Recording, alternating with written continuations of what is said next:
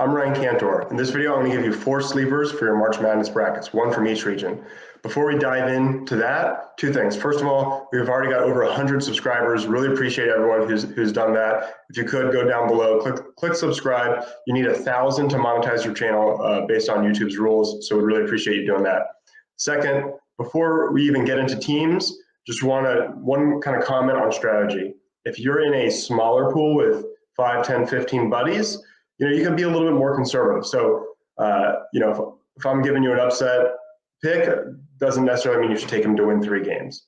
Now, if you are in a pool with 100 people from your office or something like that, and there's no prize for like 10th or 15th place, which frankly, 10th out of 100 is pretty good. If there's no prize for that, then you're going to need to be a lot gutsier and maybe push things even further than I'm kind of suggesting here. So with that context, let's jump into these teams. So the first is Utah State. They're a 10 seed in a 10-7 game, but what's interesting is all the analytics sites, this here is from 538. They actually predict them to win the 10-7 game. So they'll be favored against the 7, which is really interesting. Definitely makes them a juicy pick. KenPom and Haslametrics both have them as the 18th overall team in the entire country, yet they're only a 10 seed. So they, I think, are one of the juiciest picks to win at least 1 game.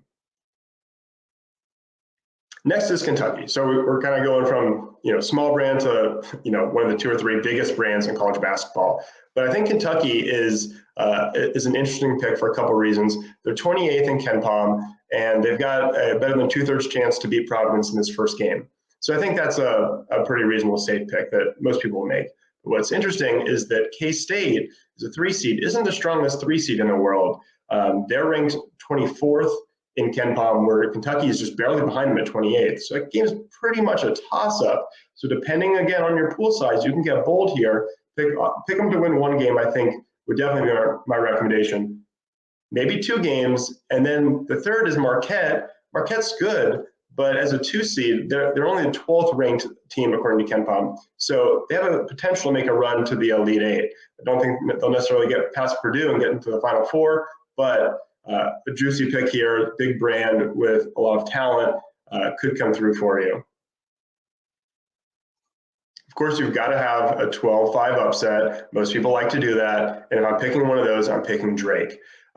Drake faces Miami. Miami is the lowest ranked 5 seed according to KenPom.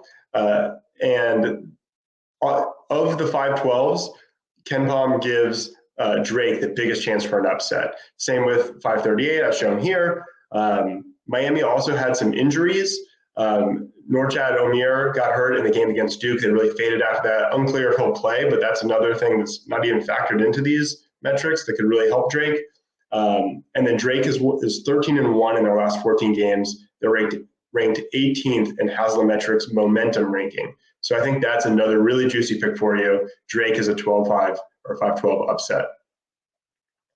Finally, this is the highest seeded team of these 4.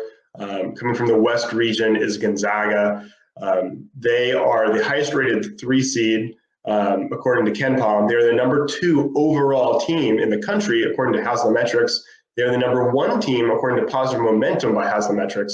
So they're really rolling. What I also really like about this is I think they have a good chance to get past the 2 seed they're paired with UCLA. So not only win 1 or 2 games as a 3 seed, which is kind of the expectation, but also beat UCLA, who is without Jaden Clark and maybe without Aiden Bona. So real chance to get to the Elite 8. Kansas, I don't think it's invincible. Depending on your pool size, again, if it's a huge pool, maybe you pick them to reach the Final 4 or even at the national championship game. So I think that's another one to keep an eye on and potentially get aggressive with. Again, all in context of your pool size and your pool rules.